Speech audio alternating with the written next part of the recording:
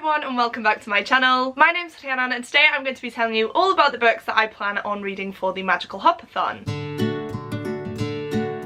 Now, if you don't know what the Magical Hopathon is, it's a readathon hosted by Rachel over at Rachel Kerris, and it focuses on the different Disney parks. The first round did take place in October last year, I believe. I did take part and it was such a good time. That readathon was for Walt Disney World specifically though, because it was the 50th anniversary of Magic Kingdom opening, and so it was a month-long readathon focusing on Walt Disney World in Florida. This round is a little bit different though. It's running for 2 weeks from the 11th to the 24th of April, and it's focusing solely on Disneyland Paris. Now, you guys know I'm a Disney fan. I love everything to do with Disney, and as I've previously mentioned, I really enjoyed the first round of the Magical Hopathon. This time though, I'm even more excited because I've been to Paris, I know what the park's like, and I'm also going back there later on this year. So I have recently booked my trip to Disneyland Paris. It was kind of a spontaneous decision, but I'm so glad that we actually have it booked now and that I'm going to be going to a Disney park this year. So this readathon is just kind of getting me even more excited to go to the Disney park. The reason that this readathon is 2 weeks long and not a month long is because Walt Disney World in Florida has 4 parks, whereas Paris only has 2. So it has your standard Disney park, which is kind of like the Magic Kingdom park in Walt Disney World. It is where Sleeping Beauty's castle is, which is of course one of the iconic castles of Disney. And then we have Walt Disney Studios, which focuses more on the other branches of Disney. So it has more of your Pixar films. There is a Marvel campus opening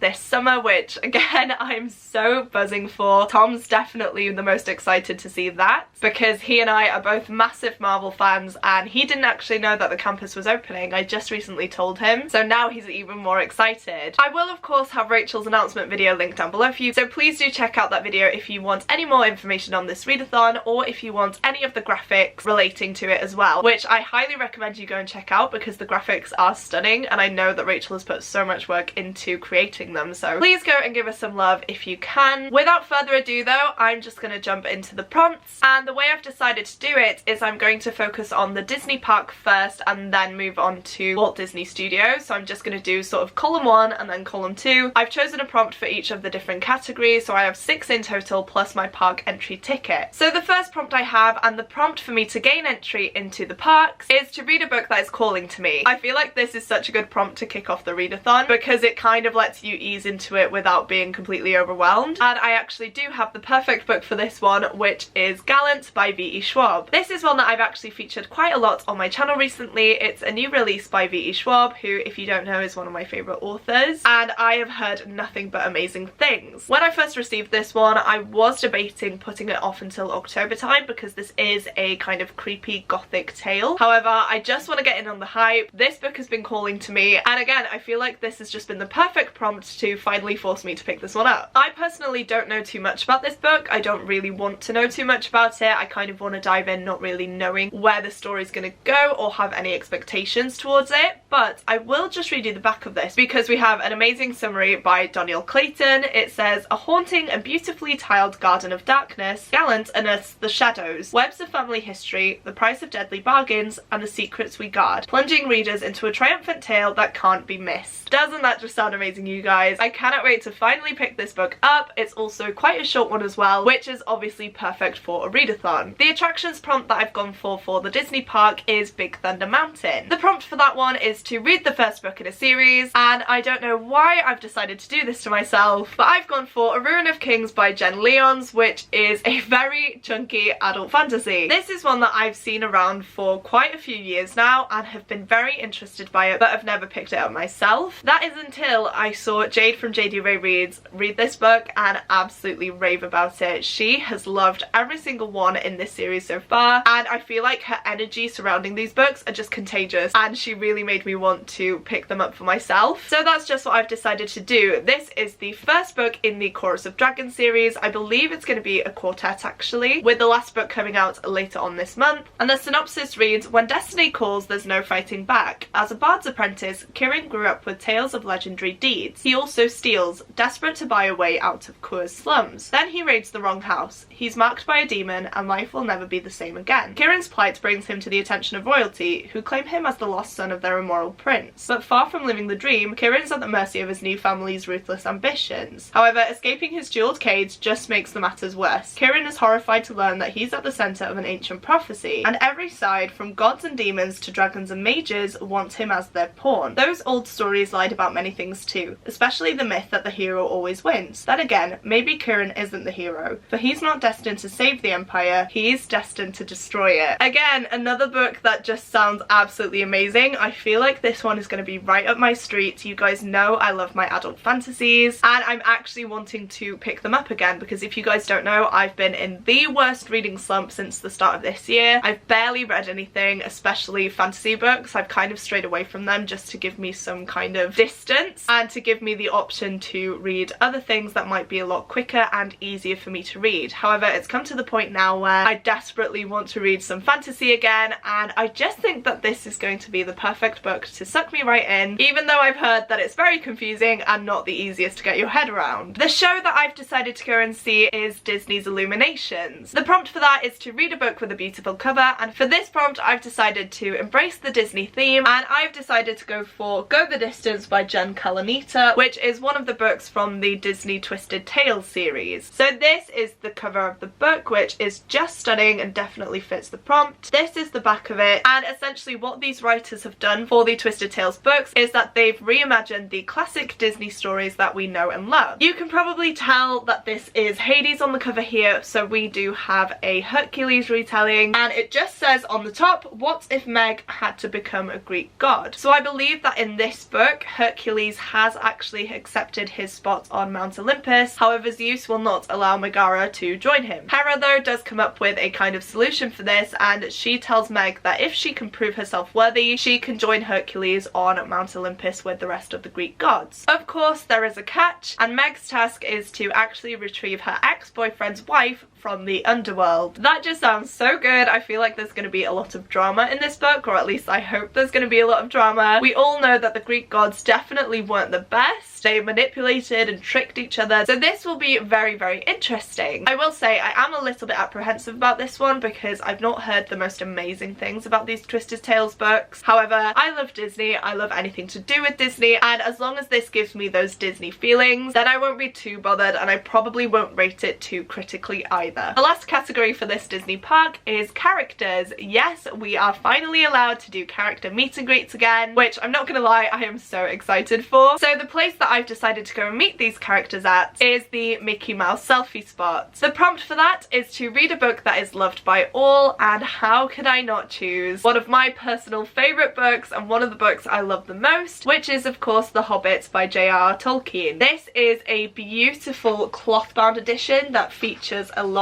of illustrations throughout, such as this one, and most of you guys probably know that I really do want to reread The Hobbit and the Lord of the Rings trilogy in anticipation of the new Amazon Lord of the Rings TV show that's coming out in September. I feel like this is also going to be a very nice point in the readathon to kind of take a break and relax as I dive into one of my all-time favourite books again and revisit a world that I absolutely love. If you don't know, in this book we follow a hobbit named Bilbo Baggins. He is completely content with his life until one day Gandalf the Grey knocks on his door and invites him to join him on an adventure. Gandalf, Bilbo and a company of 13 dwarves including Thorin Oakenshield set out from the Shire to reclaim their homeland of Erebor from the dragon Smaug. I have decided that once again I'm going to listen to the audiobook of The Hobbit, but I'm actually going to listen to the audiobook narrated by Andy Serkis for the first time, which I'm so excited to listen to. He is one of my favourite actors ever, and of course he is the actor that portrayed Gollum, so I cannot wait to hear him read the chapter Riddles in the Dark. That is honestly one of my favourite points in the whole book, and to just have the voice of Gollum himself read out the riddles and things like that is just going to be an amazing experience. So I'm very excited for that. I'm also excited to sit down and read through this stunning edition. As I mentioned, the illustrations are throughout, and I think it's just going to be a very immersive way to consume the story and to just get a different perspective on it, because I have read The Hobbit before, I've listened to the audiobook before, but I haven't done both together with a stunning illustrated version. So yeah, I'm really looking forward to this one, as you can tell, and I just think it's going to be the best time. So after our busy time at the Disney park, we are going to head over to the Disney Studios. The attraction that I've chosen for this park is one that I am desperate to ride in real life, and that is Crusher's Coaster. The prompt for that is to read a TBR vet, which is essentially to read a book that's been on your shelves for quite a while. And for this one, I've decided to go with The Mirror Cracked from Side to Side by Agatha Christie. Now, you guys know I love my Agatha Christie books. However, I haven't picked one up in the longest time. You guys may be aware though that Gavin from How to Train Your Gavin recently posted a reading vlog where he read some of Agatha Christie's most famous novels, and that kind of gave me the kick I needed to carry on reading these books. I have since read two of them, which is A Pocketful of Rye and The 450 from Paddington, which I of course loved. They're classic Miss Marple mysteries that are so short yet so complex, and as soon as I finished those I knew I wanted to carry on and read the next book, which is this one. I am just going to read you the synopsis for this one because I feel like it gives you a little glimpse of the story without really spoiling anything. So it says, 1 minute, silly Heather Badcock had been babbling on at her movie idol, the glamorous Marina Gregg. The next, Heather suffered a massive seizure poisoned by a deadly cocktail. It seems likely that the cocktail was intended for the beautiful actress, but whilst the police fumble to find clues, Miss Marple begins to ask her own questions, because as she knows, even the most peaceful village can hide dark secrets. I do remember the plot of this one because I have watched the ITV adaptation of this, so it's not necessarily going to be a new mystery to me. I do remember who the perpetrator was and why they committed this crime. However, I do want to read the actual novel from Agatha Christie, which is why I've obviously included it in this TBR. I will most likely be listening to the audiobook for this one. I think the majority of the Miss Marple books are available as audiobooks on Scribd. That's how I've consumed most of the stories by her so far, and I really enjoy doing that. So this is probably one that I'm going to fly through, and I can't wait to read another one of the Marple mysteries. The show that I've decided to watch in the Walt Disney Studios is Disney Junior Dream Factory, and the prompt for this one is to read a middle grade. Now, if you watched my last book haul, you'll already know which book is going to be chosen for this prompt, and that one is of course Rainbow Grey by Laura Ellen Anderson. This book was very kindly sent to me by Victoria from What Victoria Read, so thank you so much Victoria once again for sending this book my way. I am so excited to read this one, you honestly have no idea. So in this world, people actually have weather magic, which let me just say is so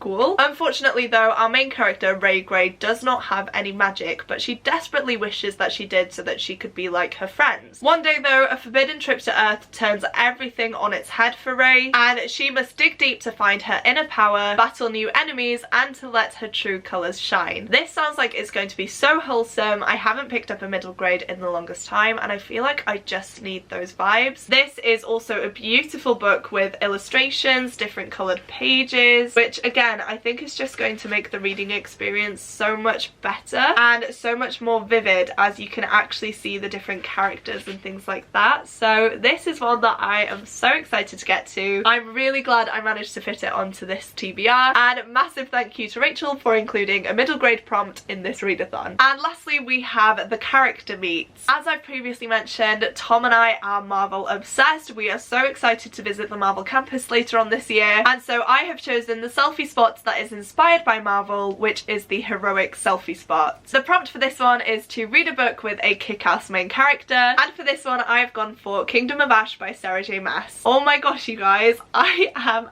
absolutely terrified to read this book, but I'm so excited to finally finish out this series and know how everything ends. I have been avoiding spoilers for this book ever since it came out, which is a couple of years ago now, and I still haven't been spoiled, luckily, so please don't comment any spoilers down below because that would actually break my heart. But throughout last year and the start of this year, I have been rereading the Throne of Glass books in order to finally finish out the series and read Kingdom of Ash. I'm sure you all know what the Throne of Glass series is about. It's one of the most popular YA fantasy series out there, but just in case you don't, in the first book we follow our main character Selena Sardothian, and she is actually serving time in the salt mines of Endovia for her crimes. Now, the salt mines are essentially a slave camp. They are horrible, and one day the prince of this realm, Prince Dorian, and his friend Kale pay a visit to Selena in the salt mines and offer her a deal that she can't refuse. She can compete in a tournament to become the king's champion, where if she wins, she will gain her freedom. However, if she loses, she will most likely die. Selena obviously accepts this offer and travels to Adelan to start these trials. However, when she gets there, she soon realizes that there is dark evil at work in the castle, and so she's not only trying to find out what this evil is and destroy it, but she's also watching her back against the other competitors that would kill anyone to get their place as King's Champion. I feel like this book is just gonna break me. Where we left these characters in Empire of Storms, I was already emotionally drained and I was dreading diving into this book because I really don't want any of these characters to come to harm, but obviously it's a fantasy book where we're gonna have this massive blown out war, and I feel like there are gonna be some casualties, but I'm gonna do it, you guys. I'm finally gonna read Kingdom of Ash and I honestly cannot wait. So there we have it. These are all of the books that I'm planning on reading during the Magical Hopathon. Not gonna lie to you guys, I'm absolutely terrified because this is a hefty stack, and as I mentioned, I've been in a massive reading slump since the start of this year, so I'm not holding out much hope, but I feel like I'm finally getting back into the reading mood, and this readathon is taking part over Easter, so I'm hoping that I can actually manage this. It would be amazing if I could, and I'm genuinely excited for each and every single one of these books. If you've made it this far into the video, please do leave me the castle emoji if you'd like to let me know that you were here, and definitely let me know if you're taking part in this readathon or not as well. If you are, I would love to check out your TBR videos, so definitely leave that down below as well, or tell me that you do have one so I can check it out myself. As you can tell, I'm so excited for this. I do just want to say a massive thank you to Rachel again for coming up with this idea and for sharing the Disney magic in this bookish community. Disney has just brought so many good things into my life. It's such a comfort thing for me. I love Disney with my whole heart, and so being able to combine Disney and reading is just fantastic. So massive thank you to Rachel for that. I'm eagerly awaiting this readathon to start, as I'm sure that many of you are as well, and I will of course be updating my Twitter and my Instagram page with the books that I'm reading and my thoughts on them, so definitely follow me on Instagram and Twitter if you haven't already. My links are in the description box down below, or you can type in my username, which is @welshreader, and I should pop up. But that is it from me today, guys. Please don't forget to click the like button if you like this video, and the subscribe button if you'd like to see more content from me. I have so many exciting videos coming your way, and I would really hate for you to miss out, so please go ahead and click that subscribe button as well as the notification bell so that you can be notified when these videos go live. You guys truly mean the world to me. I really hope you enjoyed this video, and I will see you soon in the next one. Goodbye!